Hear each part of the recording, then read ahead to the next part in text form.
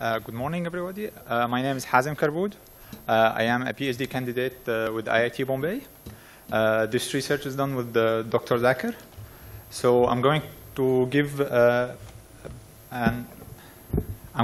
idea about the dynamic reactive power from wind power plant as ancillary service. The outlines of this presentation is going to be the global and Indian wind status, the voltage support ancillary service.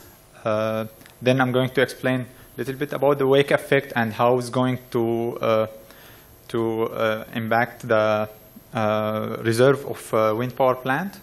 Then we formulated the capability of type 4 wind turbine generator. And then finally we proposed an reactive power control strategy for wind power plant to participate in ancillary service. Right now we know that the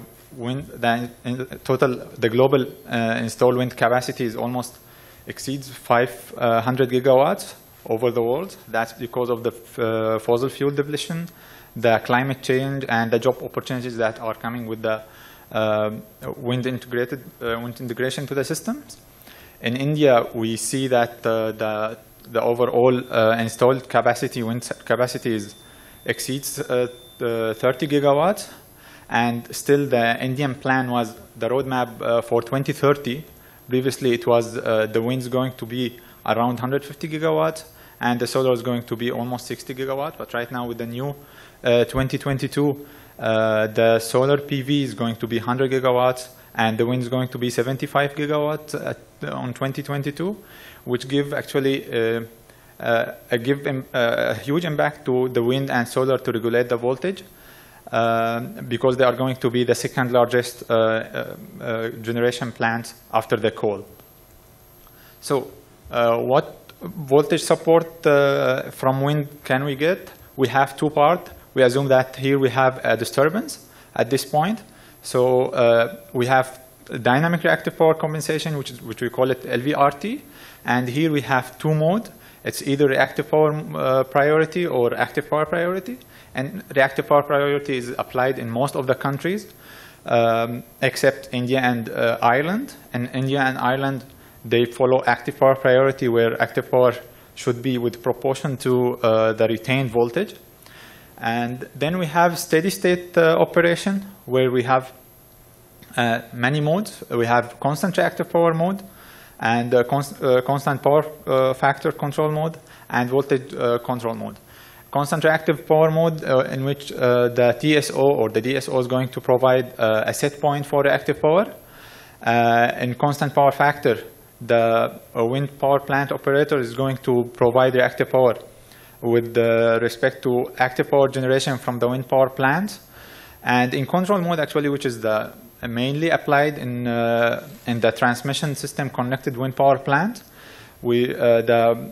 the TSO is going to provide a droop characteristic, which is to be followed by the wind power plant operator. So when he's going also to provide a set point, a voltage set point. So when the PCC, or the point of common connection, is going to deviate from that voltage, the wind power plant is going to provide reactive power, or it has to consume the bench, whether it's higher or lower. So what's ancillary service in this context? I'm going to focus on this ancillary service in this area, which is steady state operation, when the voltage is between 0.9 and 1.05. So I'm not going to go when the voltage going lower than 0.9. So what's ancillary service? I quote from National Grid of Great Britain. It's not mandatory requirement. It's open to all providers who are able to generate or absorb reactive power. And it's a commercial service rather than replace the mandatory reactive power service, which means that any reactive power which is pumped or consumed beyond that, it will be considered as an ancillary service. And that amount of contribution, it will be entered to the revenue of the wind power plant. So in this case, we have the both sides are getting the benefits. The wind power plant operator, because he's increasing his revenue when he's participating in the ancillary service market. And at the same time, the TSO is going to get the benefit. Why? Because the voltage is getting closer to the set point, which is he's setting to the wind power plant. So the wind power plant capability need to be studied. So actually, the wind power plant capability will be depends on many factors, like the wind speed, the wind directions, the PCC voltage, and the amount of active power which is generated from wind power plant. So it needs to be modeled properly. One of the key issues which affect the wind power plant capability to generate reactive power, which is the wake effect. What's wake effect? Actually, it's the decrement in wind speed at the wind turbine generators. So if we have wind which is coming from here, the upstream wind turbines are going to get high wind speed, while the wind speed is going to decrease for the downstream wind turbine generators. In this case, the amount of active power generation is going to be higher at the first row, while it's going to decrease downstream the wind farm. In this case, we are going to have higher reserve at the downstream wind turbine generators, and higher reserve, lower reserve at the high stream wind turbine generators. If the wind changes direction, so in this case, those wind turbine generators are going to have lesser reserve, and while going to downstream the wind power plant, those wind turbine generators are going to have higher reserve. So we have actually to adapt with the wind speed and the wind direction. So first of all, there is one thing also in the literature. Most of the literature concentrate on the inverter capability to only the current capability of the inverter, but they don't concentrate on the wind turbine generator capability with respect to the voltage. That means the voltage should not exceed specific limit. So if the PCC voltage has a specific value, it may happen that this wind turbine generator's voltage exceeds specific level. That means we have to protect these wind turbine generators. What do we mean by that? That means this capability of wind turbine generator, which is far away from the PCC, it might be lesser than the closer one to the PCC point. So in this case, here we plot the capability. Here we have two capability in this case. The capability which is limited by the current of the inverter, and the capability which is limited by the voltage at the terminal of wind turbine generators. Here we can see that the wind turbine 5 is going to have lesser capability than the wind turbine generator 1. Here wind turbine generator, I don't know if it's, yeah. So here wind turbine generator 1, and here wind turbine generator 5. Sorry, this is 1 and this is 5. So 5 actually have higher reserve than, or higher capability than wind turbine generator 1. That's because of this voltage limited reactive power capability. So what we did, we plotted a 3D curve where we have the PCC voltage and the active power that's generated by wind farm, and the Q capability, or the active power capability of wind farm, as well as each and every wind turbine generator. Here we can see the impact of the voltage limited reactive power capability. Here we can see that if actually it's wind, if it's only current capability, this curve is going to continue up to here. But because we have this voltage limited reactive power capability, we are going to have this limited reactive power. This is the reactive power capability to generate reactive power, while this is the reactive power capability to absorb or consume reactive power. Now, these 3D curves can be utilized by both wind power plant operator as well as even the TSO. It will give a fair idea that, okay, this wind power plant is going to generate this amount, maximum this amount of reactive power if the PCC is this, and if the active power generation of the wind power plant is this. Going further to our proposed scheme.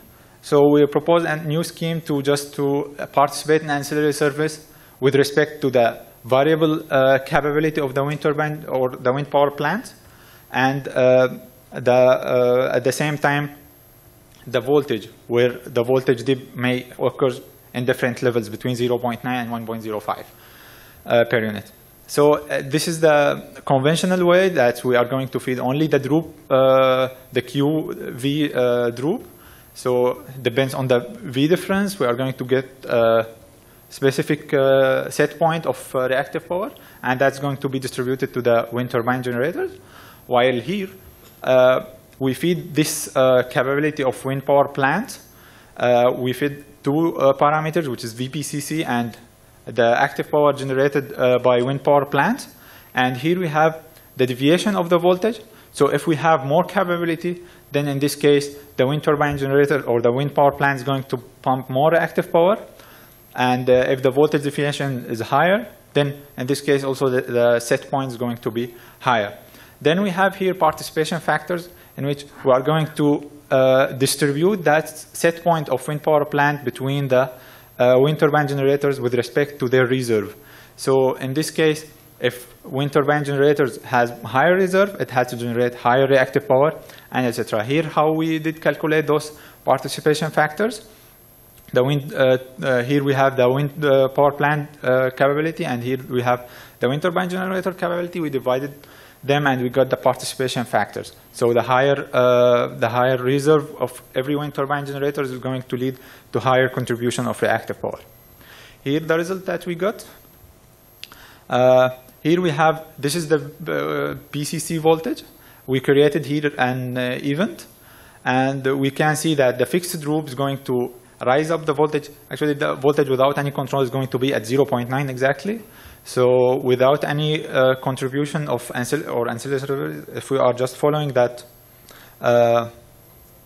fixed droop controller, the voltage is going to be this, and the contribution of conventional fixed droop controller is going to be this.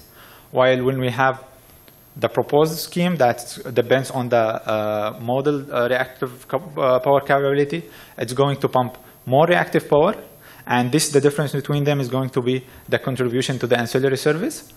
And the voltage, we can see that it's much closer to the set point, which is 1 per unit. Here we can see also the distribution of reactive power generation. Here we have the conventional way and the proposed one. So in conventional way, we can see that all wind turbine generators are going to get the same set point, while in the proposed way, in the proposed method, we have that some wind turbine generators are generating more reactive power, so they are going to generate less reactive power, and while the downstream wind turbine generators are generating higher reactive power because they are actually generating less reactive power. Here we have the voltage at the terminal voltage of every wind turbine generators, where we are not exceeding the maximum voltage allowed at the converter terminals. Similarly, we did another case where the voltage or the severity of the fault is less. And here we can see that we are not pumping always the same amount of reactive power, but also it depends on the voltage severity or the fault severity. When the retained voltage is higher, it's going to pump less reactive power, but still it's far better than the fixed droop characteristics. And we can see that the improvement of the voltage, right now we can see the voltage is much closer to 1 per unit, and the amount of reactive power that we are pumping is higher than the conventional fixed droop control. And we can see that this can be considered as an ancillary service. Here, similarly, we can see that with different distribution of wind, we are going to get a different distribution of set point to every wind turbine generators due to the wake effect. Finally, to conclude, wind power plant's capability to generate reactive power has to be studied in better way, because till now most of the study they are neglecting many things like the cable capacitance, the cable resistance, the wake effect. This will give a fair idea to both the wind power plant operators what he can generate actually from reactive power, how much he can participate in ancillary service market. At the same time, it gives an idea to TSO how can he or how much he's going to expect a reactive power from the wind power plant. Right now, this strategy we are developing it in IIT Bombay, and hopefully that soon we are going to get better results. Thanks. Helge, please. Come on. We have time for 2 quick questions and 2 quick answers. Hello.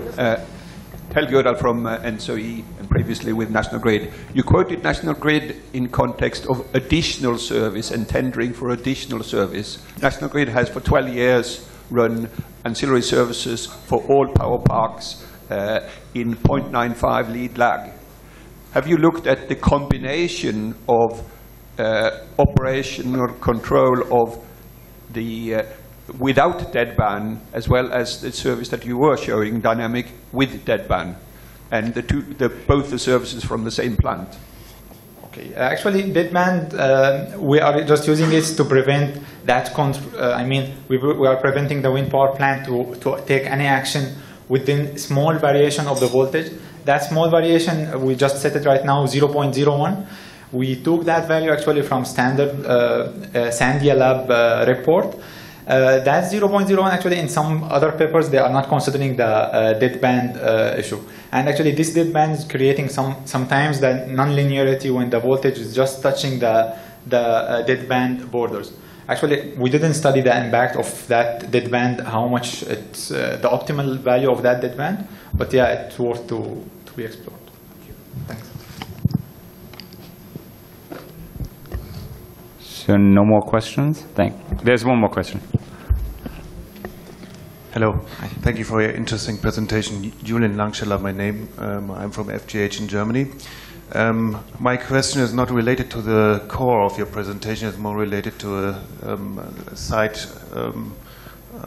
thing that you mentioned. You talked about the LVRT capability, and you also said that in India there is priority given to active current injection during the fault. Can you tell me the reason why do you choose active power infeed in a country like India? Because you also mentioned that it's normally used in Great Britain or Ireland, where you more have frequency stability issues in this regard. But for example, in continental Europe, we are mostly related only to voltage stability issues because it's a very stable system. So what is the reason in India? Actually, in Great Britain, they have 2 TSOs, or many TSOs. In Ireland, I'm talking specifically about Ireland, they do give the priority to active power because their system is more isolated. I mean, it's not connected to other systems. So when the voltage dip, the active power is going to also dip. So they are afraid that this voltage dip is going to induce, again, frequency event, which might lead to a cascaded failure. But in India, actually, I don't have an idea. We read that the grid code, they are just mentioning that this active power should be there. But we didn't get a specific reason why. You are right that India is a very huge system and it's a well-connected system. But actually, they didn't mention why they are following the active power priority rather than the active power priority.